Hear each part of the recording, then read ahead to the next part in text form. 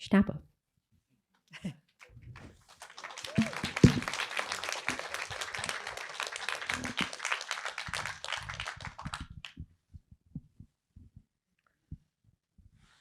I don't know what there is to say after seeing that. Really? I remember it was beautiful. I remember it was moving. I didn't remember how funny and warm it was. I'm a funny guy.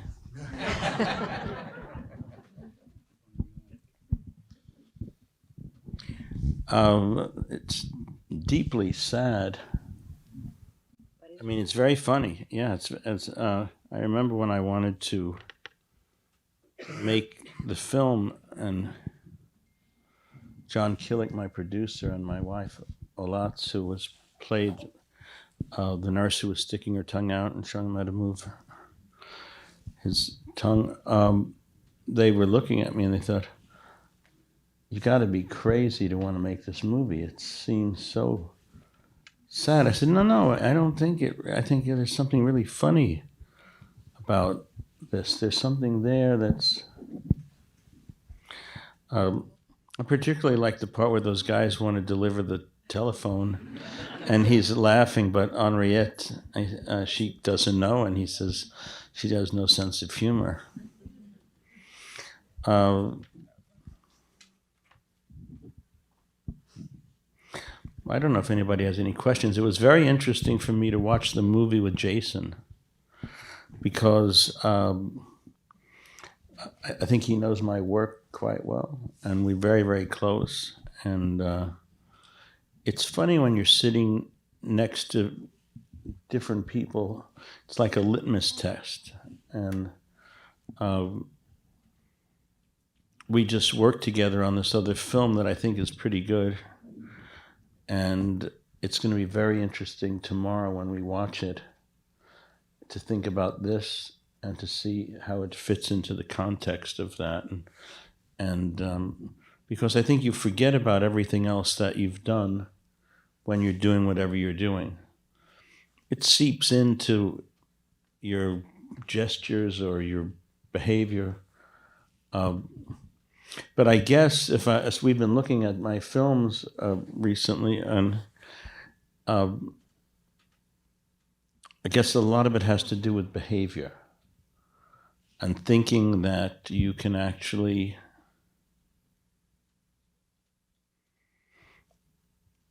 do anything. I mean, if you have a camera, if you have an image, there was one moment when the cameraman said to me, I wanted to shoot the scene in a car, and he said, there are only two ways to shoot a scene in a car. I said, listen, if there's only two ways to shoot a scene in a car, I'm stopping right now. And I stopped. And he said, come on, man. And I said, listen, if there's two ways to do that, I ain't doing it. I said, okay, what do you want me to do? I said, I want you to lie on the floor of the passenger seat and shoot up his nose. And he said, are you kidding? I said, no, I'm not kidding. That's what I want you to do. And that's what he did when Jean Doe is driving in this ebullient mood, and we'll hear the music from 400 Blows. It's always nice to have convertibles in movies. I like to have convertibles. I like to see the sky. I was trying to explain to this cameraman about shooting the sky and about shooting the landscape. And by the time we were done with the movie, this guy couldn't stay inside of a car. I thought he was going to get killed. He was always hanging on the edge of something or doing whatever. He's quite an excellent cameraman. His name is Bertot. And Janusz Kaminski was the DP. He ate all the props. I mean, that fucker ate the props. I mean, we were in Leduc, and the food was really good, but he ate a lot of those oysters, and you had to really keep an eye on him.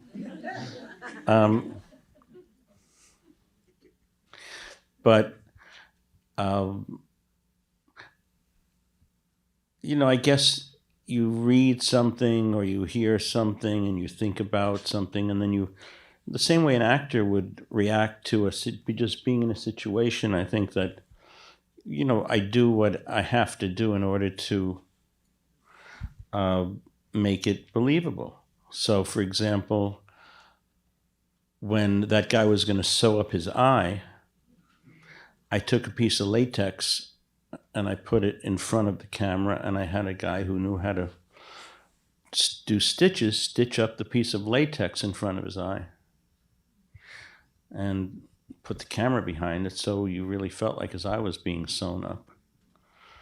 Can you describe a little bit how you shot that? Like, was it Berto sitting there? Did you how did you shoot his perspective? Was it like the actor just looking into his camera? Was the actor off to the side of it? Like, just kind of like explain how the setup was. He can definitely hear me. It's cool. Yeah, sometimes. Yeah. Well, the camera, the lens was behind the latex, and then the hand of the guy who was sewing it was on the other side. So it would have been exactly what you would have seen out of your eye. But that was a very good question about how to do this whole thing, film this to where it felt real. And how long can you stay inside of somebody's point of view also? And I think it was important for the audience to live his situation long enough to where finally, when he got out of his interior cell, you felt like you were relieved and it opened up. And that was part of the narrative, the opening up, and the same thing happened in a physical way to the audience. And then things just happen that are amazing. For example, the ice shelf falling into the Alaskan Sea. I didn't shoot that. I found that on National Geographic. And I was playing different music to that. And what happened was also I had it on a video. So the video, when it's running and it goes to the end, it goes backwards. So automatically, the video started going backwards, and the glaciers or the ice shelf started going back, as if Humpty Dumpty was going to get put back together again. And that was quite optimistic, physically and metaphorically. And there was a text that I found to be amazing, to when he says, I was someone who knew the winner before the race but failed to bet on him. Had I been blind and deaf, or did it take the harsh light of disaster for me to find my true nature? Well, maybe everybody at some moment has to realize that they're blind and deaf in order to find their true nature. And I haven't watched this movie in a long time. It's funny that my 11-year-old son was talking about how sad Basquiat was. But I guess whatever movies I've ever made, they always have to do with freedom. In this case, this guy was stuck in his own body. In Jean-Michel's case, he was dealing with a social situation. I think Reinaldo Arenas was dealing with a political. I mean, I think the cell got smaller and smaller and smaller until it became, you were stuck inside of your own body. And I have claustrophobia. I used to go to Fred Hughes's house. Fred Hughes had MS, and he worked for Andy Warhol. And I used to read to him. And his nurse, Darren McCormick, gave me the book, The Diving Bell and the Butterfly. So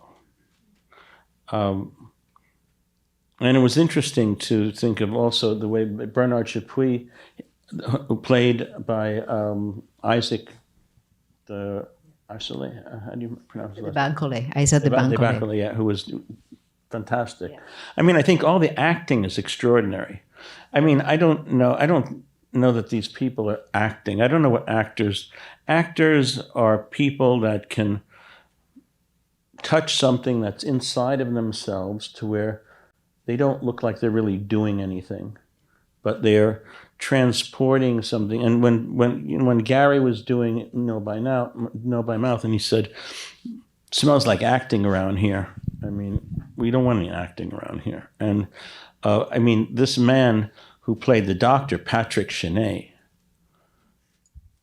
was, I think, really, really great actor. And when he's walking, he says, he's not going to see you if you go that way or if you go that way. Now, I don't, at the time, I mean, I do speak French, not well, but I can do it. But basically, when I wanted to communicate that, I just go and do it. I'd do this, I'd walk in front of him, go that way, and boom, he would do that. And then that was very funny. I think that, Emmanuelle Seigner is a really great actress. And she's lived with Roman Polanski all these years, and they've gone through a lot of hell and a lot of different things. And that's actually their child who's playing young Jean Doe, who his name is Elvis, who is dancing around on the platform. But when I saw her in the movie that she was on the boat with, Yes. Bitter Moon. I saw her and I said, that's the best performance I've seen by a woman this year. At that time, just passing by, I said, someday we'll make a movie together. But I think that she did such an extraordinary job. But it's such a peculiar thing to have a character that doesn't speak. I mean, moving pictures are supposed to be, Jean-Claude Carry said to me, you made a moving picture about a guy that doesn't move. But what's kind of amazing is how that alphabet functioned, and how the actresses would, they would know that we don't rehearse. And it was super interesting to see when Emmanuelle was given that blue plate special that she had to deliver, that where she's going to get that telephone call from the woman that he loves. I've never seen anything like that before. Totally heartbreaking that she had to digest that and he had to say that, but there's no choice. I mean, when you get to this point, there's no choice. And I think that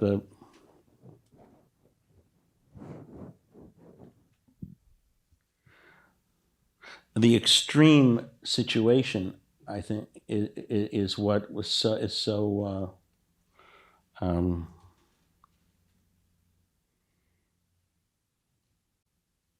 my father died while I was making this movie, and Darren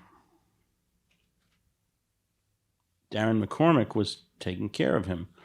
And I said to Darren, whatever my father says, write it down. So, because we went to Mexico for a little bit and came back, and he was writing down whatever my father said. And my father said to Darren, he said, you're a gem of a man. I wonder where people like you are hatched. God sent you to me. Do me a favor. Give me a scratch. Put me to sleep so I could be reborn. I wish my wife was alive. She'd tell you what a good man I am. And then it kept going, like the last words of Dutch Schultz. I mean, my father never wrote a poem in his life. But the night before I was supposed to have this exhibition in Frankfurt, my wife at the time, Olat, said to me, I don't think your father's going to be here when you get back. I said, you really think he's that sick? And so I called down to Darren and I said, how is he? He said, well, he's having a hard time, but I think, he's okay. He had a hard night. And a few minutes later, he called me and said, I think you should come down. And so when I went down to his room, bile was coming out of my father's mouth, and his eyes were kind of flickering. And I said, Dad. And I thought maybe he could see me.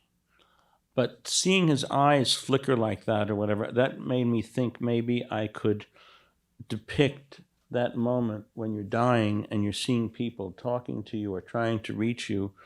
And so that's where that came from. And Jean-Pierre Cassel died after this film was made, and I dedicated the movie to him also. It was funny because he played the priest, and he also played the guy who was in Lourdes, who was selling the one-of-a-kind religious objects. Anyway, it was nice to watch the movie with all of you. I think I probably needed to watch this movie because I've been having a hard time ever since we were made in the hand of Dante. Making the film and working with the actors was the most wonderful thing in the world. Dealing with people that don't understand what you're doing, that try to get involved with you for some reason, is extremely frustrating and debilitating.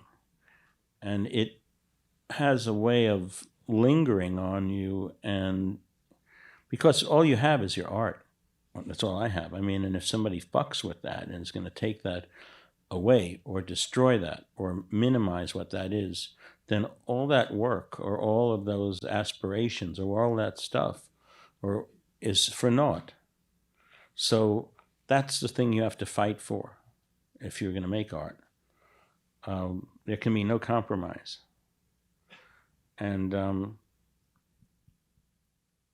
I don't know, does anybody have any questions? Yes, the man with the hand. Hold on for the mic because go ahead. I have a question. I don't really know the exact words for it, but it's based on perspective and how many perspectives I was shown through that movie, and how many times you can look at one scenario through the eyes of a different viewer, and not even the perspective of different characters, but the different perspectives that one character can have looking at a scene. I guess when you're directing or putting together a movie like this, what's one of the most powerful or elements as far as showing the audience different scenes from different perspectives? Never thought about it like that. I think you think about something that you want to tell, and then you think about which people you want to do this with, and it becomes pretty obvious what. For example, I saw a film with Anne Cossini and Patrick Chenet. I can't remember the name of the film. He babysat for her when she was young, and later they meet, and they go to this dance class together. I didn't know either one of them, but I saw this movie, and I thought that the two of them were extraordinary. But I can tell you something about a perspective. There was a moment where an assistant director on the film said to me that there's a telephone conversation between Max von Sydow, the father, and his son, Jean Doe, and Anne Cossini is mediating the conversation in the middle. So the assistant director said, well, I'll be on the other end of the phone talking to Anne Cossini as if I were his father. I said, not in my movie, you're not going to do that. If you think that her response is going to be the same to you as it is to Max von Sydow, who is his father, and she knows that's his father, I don't know what planet you're on, but that ain't happening here. And they said, well, he's very busy. I called him on the telephone. He was at home. I said, would you call we're shooting this? And he said, absolutely, no problem. And it's really important for things to be the way I do it. You're talking about perspective. It's all about the relationships between you and the actors and the people that are working with you. It's about trust. It's about if they trust you, they know you're not going to let them fall through the cracks. I mean, when Max von Sydow was sitting in the room and he was alone and he was doing something, and I said to him, I said, listen, just give me all you got. This is it, man. I mean, if this is what you signed up for here, just give me everything that you have. And he did. He just lost it in there, and he did that. And we became really, really good friends until he died. I mean, anyway, it's about. I can tell you another thing about. I want to say this about Jason, who I'm going to embarrass him probably, but I went to Hawaii while he was shooting a series. He's shooting. It's called Chiefs of War, about the Hawaiian kings before the missionaries came in. And it's a lot of people there, very complicated, but there was one moment where a photographer fell down because there was some heavy equipment or whatever, and this guy who was directing and controlling a lot of people, I'm talking about must have been 100 cars there somewhere, and people all over stopped what he was doing, got out of his car, picked up this man, put him in his car, and made sure that he was safe. And I had some friends with me, and he made sure that they got exactly what they wanted for lunch also. Now, and I'm talking about directing a film that's super complicated at the same time and having the temperament you talk about perspective, it's about having eyes in the back of your head. I was so moved by the way he cared for everybody, and I think that's a huge element in being a good director, if you care about the people you're working with. And that lasts. There's a lot of people that have different techniques, you hear that, Fellini didn't care about people that he worked with, and he didn't care even about what they were saying, and he just have them just say whatever and then put in the words later, or there's all sorts of different stories. But my experience with actors, and the ones that I've remained friends with all of these years, is about trust. You ask them to do something, and even if they're not sure about it, they'll try it.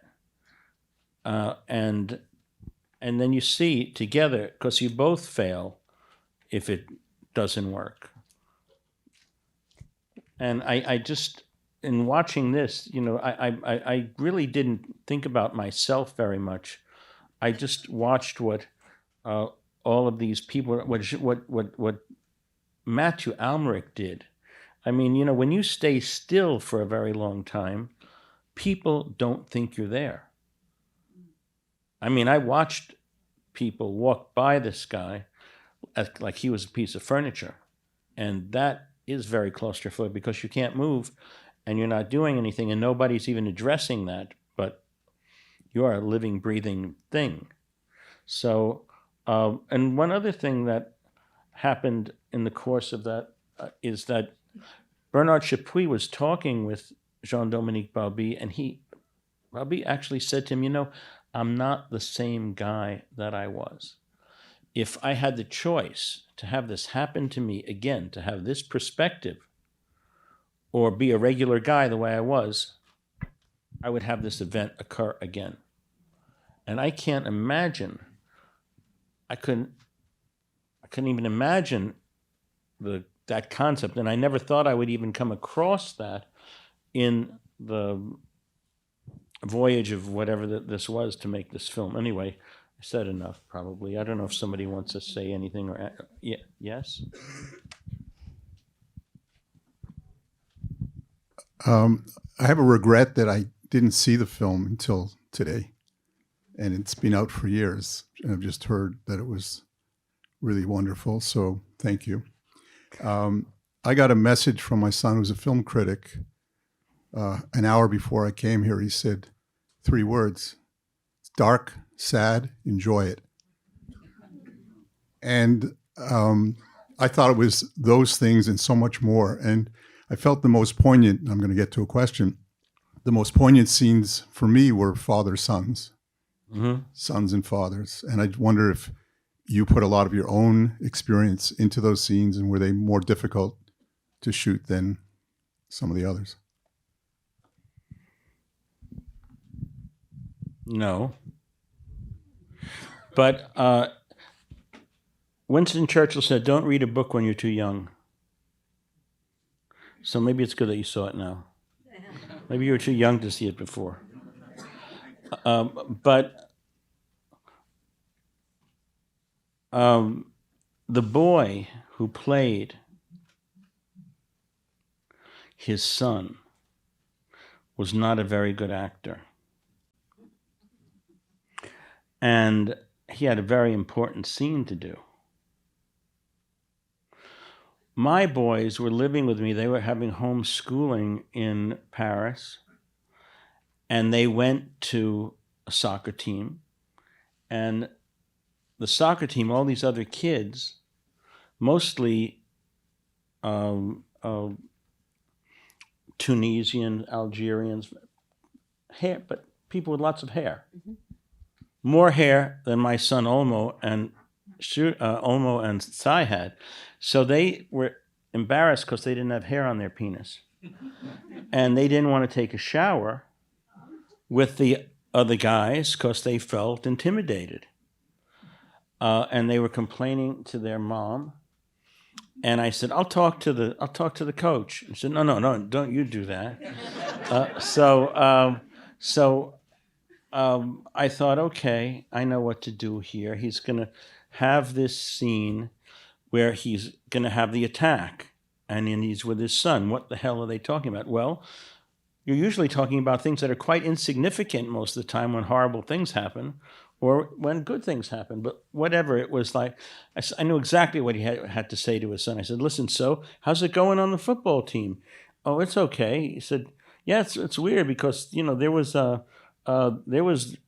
kid in my class who basically he wouldn't take a shower.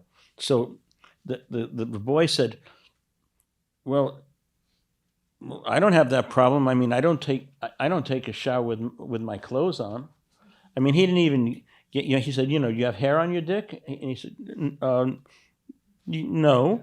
He said, but I don't take showers with my clothes on. And he was just answering questions. He wasn't acting. And when this thing happened, when his father had this attack, he didn't have to act either because it was so terrifying. You think you're safe when you're driving out here in the country on a country road. Well, now we have cell phones or whatever, but I mean, there was nobody around. You think it's a perfect idyllic place. It's super dangerous. And so when he had that attack, I mean, it terrified the boy, and he had to run, go get this woman. Laura is her last name. She's a director now. I can't remember her last name, but she became quite a well-known director. In France? Yeah. Her first name's Laura. She's got a kind of fancy last name. Tonnerre. Yeah, exactly. Anyway. The second part of the name I don't remember. But yes, right, she's talented and very nice. Yeah. Anyway, anybody? Oh, you had a question, yes. It's not a question.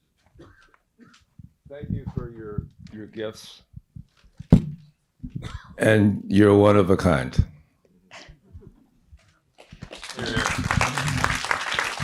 Thank you. Yes.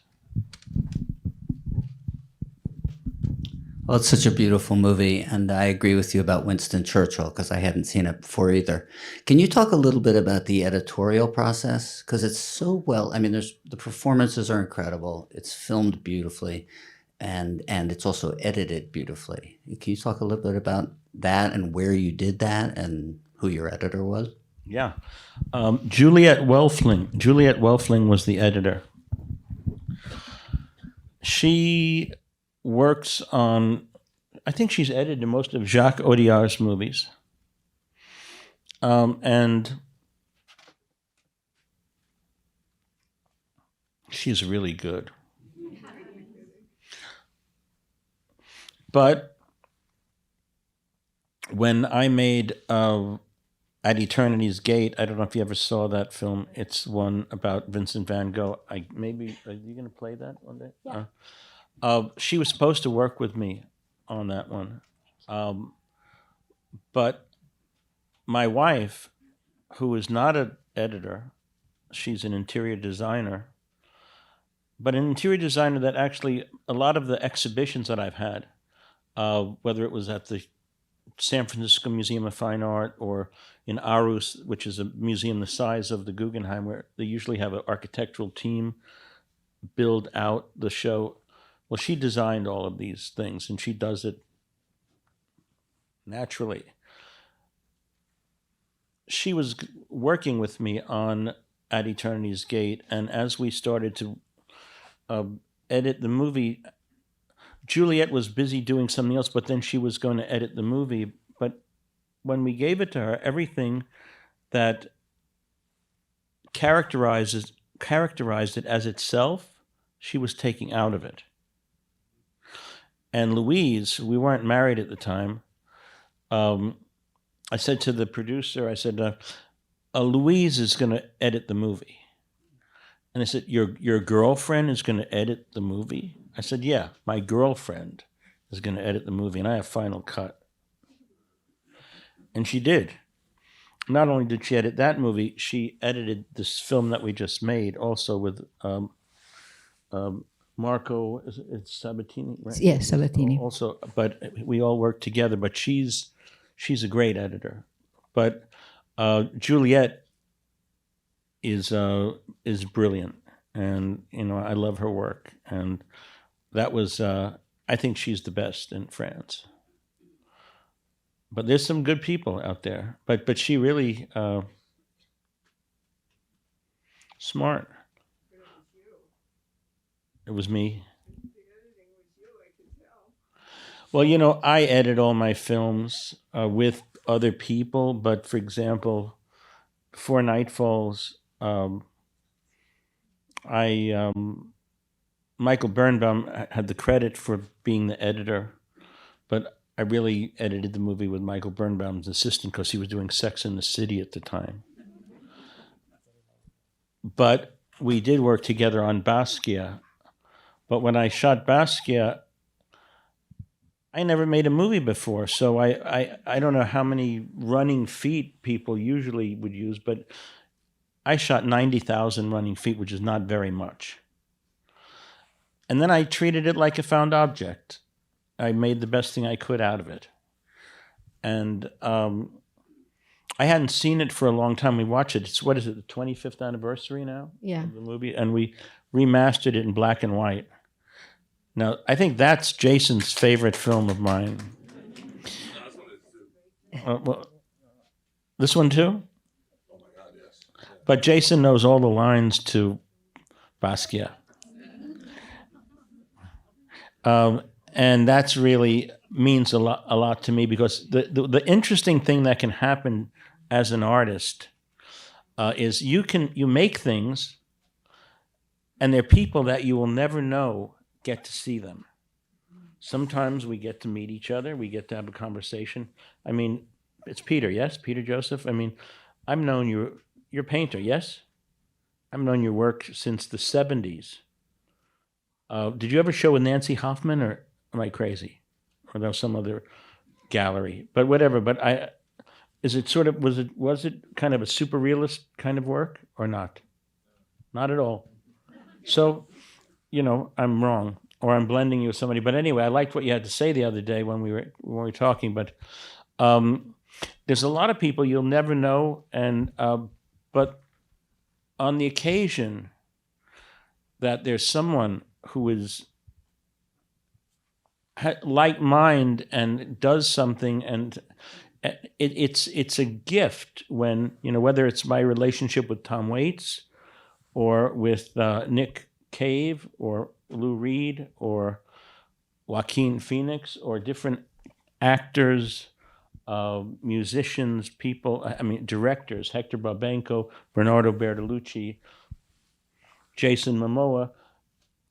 You get something back, they do something their way, and that's the gift. You open up a conversation by just doing the work, and people do other things, and then you can compare notes, and you could just appreciate the way somebody does something that's not the way that you do it. And then obviously there's the other side of it where you could hate all of these things that you don't like because it's not the way that you do it. But that's not what I'm talking about. Is that it for tonight? Peter has a question. Oh, no, Peter has a question, and then Nick.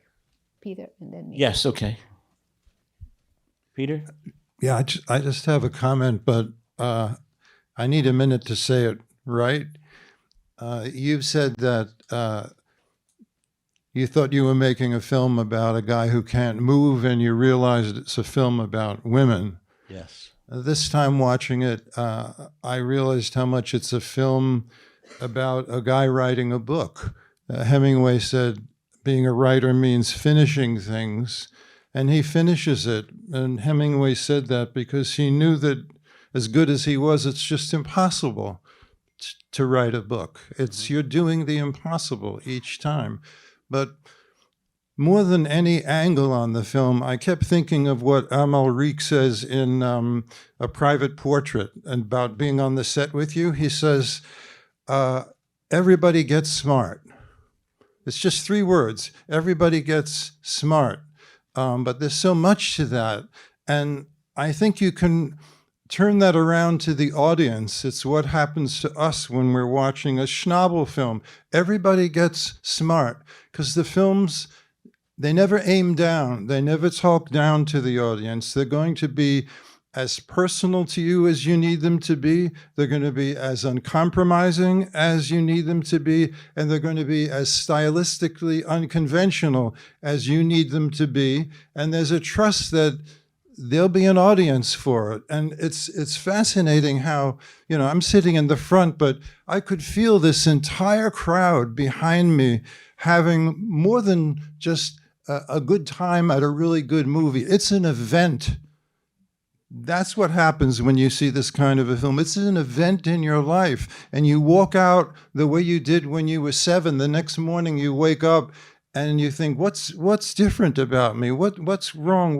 Oh, right. I saw Seventh Voyage of Sinbad last night. I'm different. Like that one too. But what I'm trying to say is that I think that all contributes to the fierceness in your films, and that's something that I need as an ally. James Cagney said that he always dropped the goodies. He always did something charming that would endear the audience to his gangsters. Your films don't need to drop the goodies. I've been endeared and charmed to distraction. I need the fierceness that is in these films that we've had in this series. So I just wanted to thank you for that. Well, I really appreciate what you just said. It was eloquent and friendly and very nice to hear. And no, it is really good because I think that, I have a 2.5-year-old daughter. She's brilliant. And I have an 11-year-old son. Everybody might think their kids are brilliant, but I can tell you, my daughter is. You can't believe what comes out of her mouth. She's 2.5. The other day, a guy came over and he was wanted to wash his hands in the bathroom, and she said, I'll show you where it is. And he walked in there, and she said, oh, would you like me to move this stool for you? She's 2.5. and she's worried if the guy's going to anyway, whatever. But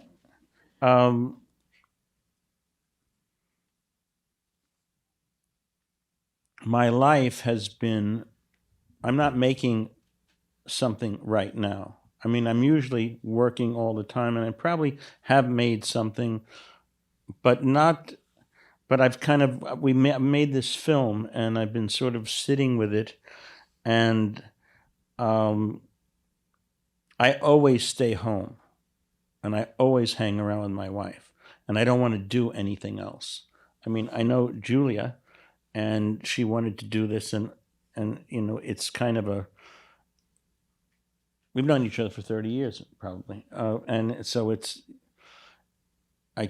I guess we're friends, and then we trust each other. But I don't really feel like doing anything or going anywhere. And there's a lot of nice things, when there's moments in your life when you're not invited to anything, and you wish you would be invited to something. But I get invited to all sorts of things, but I don't want to go anywhere, and I always just want to stay with Louise. But I love Jason, and he wanted to come out to see where I was working, and we wanted to spend these couple of days together. But I don't know that there's anybody else I would have left the house for, because I'm a little bit scared, actually. I mean, the world is a mess right now. I mean, it's really, really horrifying world we're living in.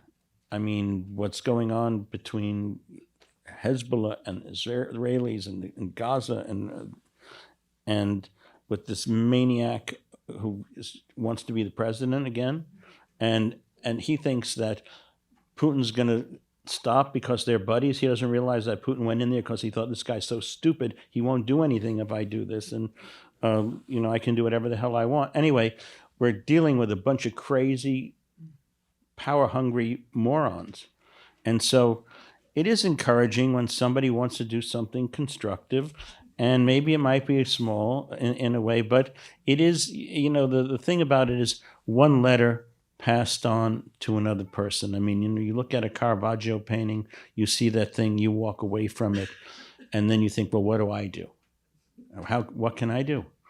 I remember the time when my mother took me to the Met, and there was Aristotle contemplating the bust of Homer behind the velvet rope, and I thought, and there was a glow coming out of that painting. I thought, that's what I want to do. I want to be near that glow. And who knew, or what shape it would take, what form, what the subject matter of this movie is, or there's a couple of films I wouldn't mind making before I die. But I don't feel like making any movies right now. But I do love this last one that we did. And whenever it comes out, we can talk about it. Okay, is there one more? There was one more. If you don't Excuse me, I mind. think there's one more question. I'm sorry. Okay, I've been thinking for a while about how to ask this question, and I guess ultimately it's a casting question for you that'll tee up with my experience of the film. I haven't seen it since I saw it when it came out, and then seeing it for the second time, and the three women who care for him. Yes. I fell in love with them, and they're so beautiful. And I think that's part of what makes the film easier to watch for me, but it's also what makes it more heartbreaking in terms of desire. And so they don't look like three ordinary nurses, at least in my experience. Can you comment on what you were thinking about those casting choices? That was my experience. I want to hear what your thinking was. I guess we're talking about Marie-Josée Cross, who was and then we're talking about Anne Cossini and Olatz Lopez Garmendia Schnabel, who was my second wife. the one who stuck her tongue out and was going to show him how to swallow. They're all very beautiful, and they are, but they're also very real. I think that they were all very real. I mean, I think my favorite part when Olatz was in the movie is when she took him to the priest and basically said yes to everything that he was saying no to, and he couldn't do anything about it.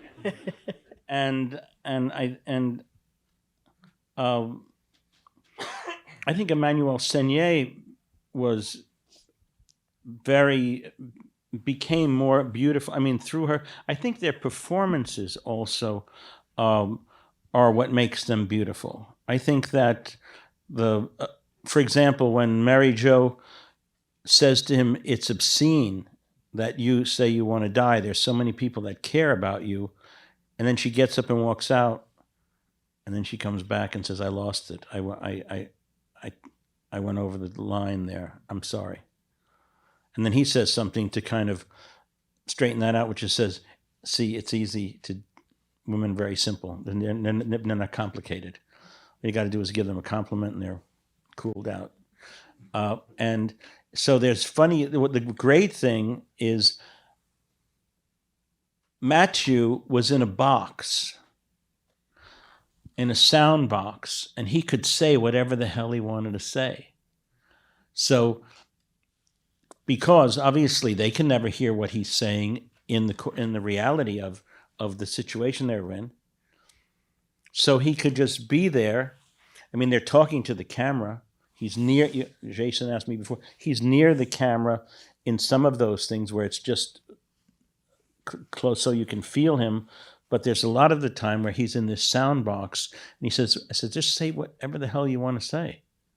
And he's so smart and funny that and so his sense of humor and the French sense of humor comes out in that. And I think that also people have these ideas, okay, we get all the actors together and they're going to read the script.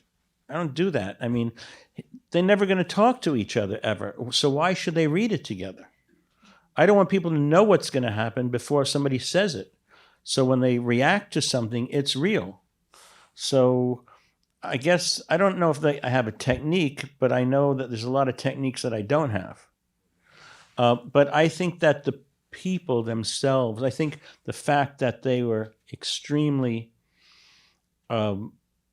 loving towards him made them more beautiful.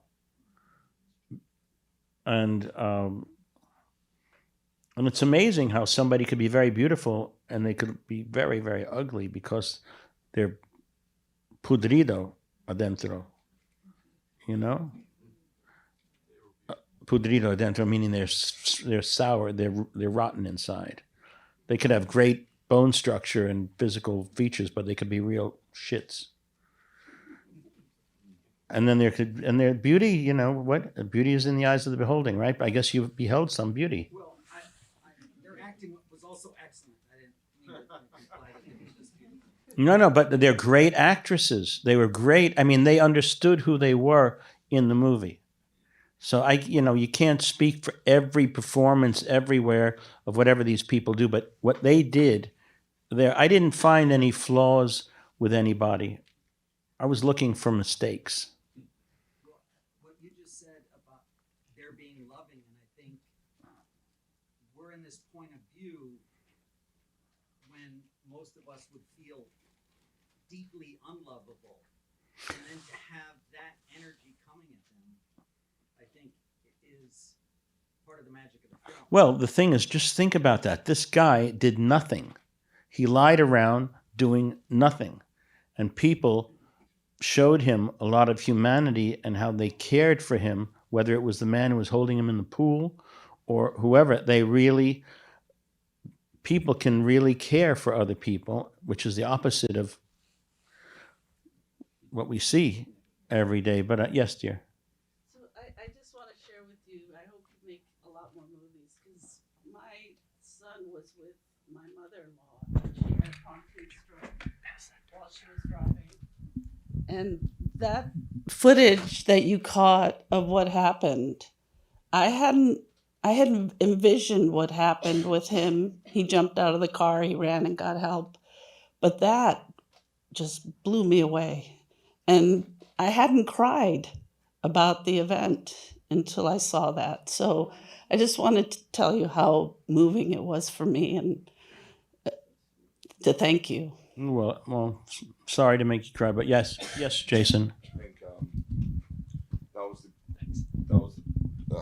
that was the greatest experience watching that next to you, obviously, because I looked up to you, and that film, what we're going through in our own film right now. Yes.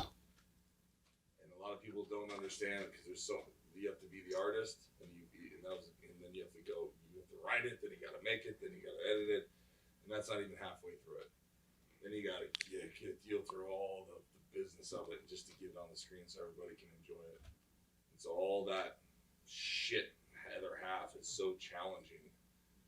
It's sometimes rewarding, but just to get what you've made right now out there, your 7th painting that you've put out there, don't let it take all the beauty that you have, because all the films you've made are so impactful, and like there's so many bad movies right now. I'm ashamed to be in them, and I'm like, this was fantastic to sit in this theater right now and watch one of my favorite movies on earth next to my favorite director and go, God, like you brought this out in 2007 and we just looked it up. There was There Will Be Blood, No Country for Old Men. What was the other one? Jesse James. Yeah, Jesse James, Coward Jesse James, and this. Like, we haven't seen films like that in 1 year. I'm like, this is such an amazing film, and I just don't want you to get weighed down because you need to make more. Well, I actually think that this movie is much better than what was the one that the Coen brothers made? No Country No for Old Country Men. for Old Men. It's a wonderful movie, but it's not that. No, it's not. But it's But okay, and for example, Gladiator, right, was a wonderful movie. Just make more movies. But it wasn't Before Night Falls, Just make more movies. right? It is. I know. I mean, but you know what? My goal, or the way that it's set up, the goal is different.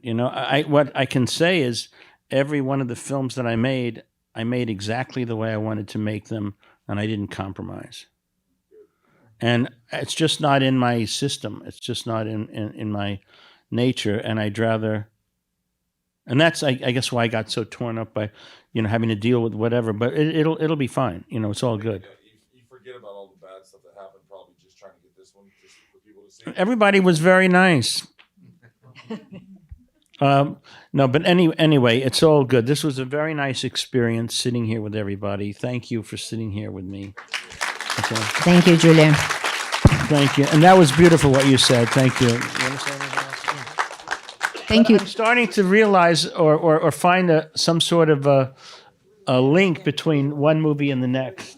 And please come and see the 400 Blows. It's Julian's carte blanche is next Thursday, and it's one of the one we picked, and they're all connected. The one he chooses and the one he made.